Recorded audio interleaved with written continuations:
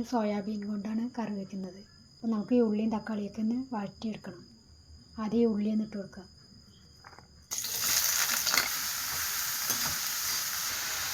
ഇഞ്ചിയും വെളുത്തുള്ളിയും പച്ചമുളകും കൂടെ ഇതിലേക്ക് ഇട്ട് കൊടുക്കുക.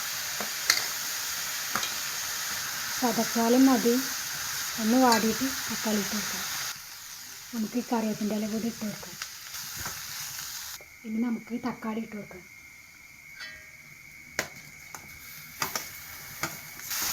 നമുക്ക് ഈ സോയാബീൻ ഇതിലേക്ക് ഇട്ട് കൊടുക്കാനുള്ളതാണ്. അപ്പോൾ നമുക്ക് തിളച്ച വെള്ളത്തിലിടണം. തിളച്ച വെള്ളത്തിലിട്ടിട്ട് ഊറ്റിയിട്ട് പച്ചവെള്ളത്തിലിടും. എന്നിട്ട് അതിന് പിഴിഞ്ഞെടുക്കണം. പൊടി മല്ലിപ്പൊടിയൊക്കെ ഇട്ട് വെക്കാം. ഓഫാക്കിയിട്ട് ഇട്ട് വെക്കാം. 1 സ്പൂൺ മുളക് പൊടി ഇട്ട് വെക്കാം. 2 സ്പൂൺ മല്ലിപ്പൊടി ഇട്ട് വെക്കാം. ഇതൊന്ന് ഇളക്കിക്കും. കരിഞ്ഞ് പോണ്ടാച്ചിട്ടാണ് ഇത് ഓഫാക്കിയിട്ടിരുന്നത്. കുറച്ച് മഞ്ഞൾപ്പൊടി ഇട്ട് വെക്കാം. ഞാൻ അധികം എണ്ണ ഉപയോഗിക്കാറില്ല. നമുക്ക് ഇതിലേക്ക് വെള്ളം ഒഴിച്ച് കൊടുക്കാം. കുറച്ച്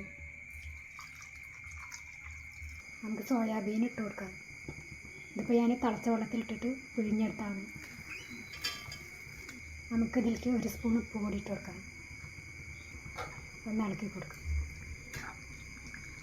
നമുക്കിതൊന്ന് അടച്ച് വയ്ക്കാം. ഇതിലേക്ക് നമ്മൾ പച്ചമുളക് ഇട്ടിട്ടുണ്ട്. അതാണ് ഈ മുളക് പൊടി കുറച്ചിട്ടുണ്ട്. നമുക്കിതൊന്നും കൂടെ അടച്ച് വെക്കാം. കുറച്ചും കൂടെ വെള്ളം മാറ്റിയിട്ട് നമുക്ക് തുറന്ന് നോക്കാം. അതായിരുന്നു.